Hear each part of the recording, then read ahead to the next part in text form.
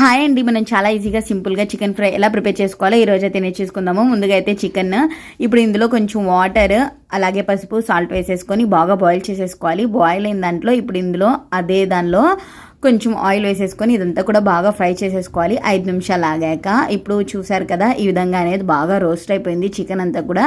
ఇప్పుడు ఇందులో కొంచెం అల్లం వెల్లుల్లి పేస్ట్, మీకు స్పైసీస్కి తగ్గట్టుగా కారం, ఇప్పుడు ఇందులో కొంచెం పుదీనా కొత్తిమీర అనేది యాడ్ చేసేసుకోండి.